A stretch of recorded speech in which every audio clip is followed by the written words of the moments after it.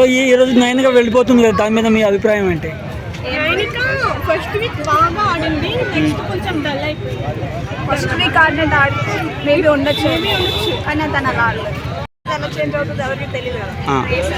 విష్ణుప్రియ పృథ్వీ మధ్యలో love track genuine అంటారా fake అంటారా? ఫేక్ అది. ఫేకేనా? మరి ఎందుకు అంత ఎక్సైట్ అవుతున్నారు లోపల?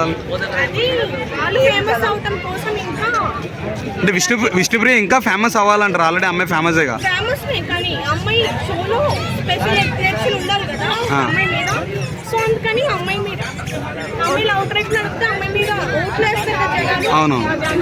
మణికంఠ మీకు ఎందుకు ఇష్టం? మణికంఠ కాదు, యష్మి అంటే ఇష్టం.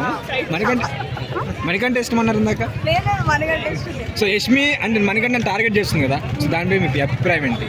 తను నచ్చినట్టు ఆడుతుంది, కాకపోతే మణికంఠ డిస్టర్బ్ చేస్తున్నాడు వచ్చి మధ్యలో, అంటే అందరినీ డిస్టర్బ్ చేస్తున్నాడు. కానీ యష్మి తన ఆట ఆడుతుంది, అంటే ఒక లేడీ టైగర్ ఆడుతుంది.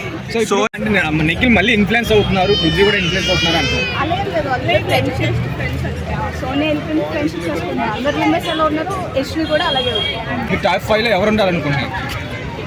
అంటే వాళ్ళు ఇంకా అప్పుడు 7th వైల్డ్ కార్డ్ వస్తున్నారు కదా, మేబీ ఆట ఇప్పుడున్న వాళ్ళు అసలు ఉండాలి ఎవరు అనుకుంటున్నారు? ఇప్పుడున్న వాళ్ళు లక్ష్మి, ప్రేరణ, పృథ్వీ, మణికంఠ కూడా ఉంటాడు, ఎందుకంటే ఉండొచ్చు.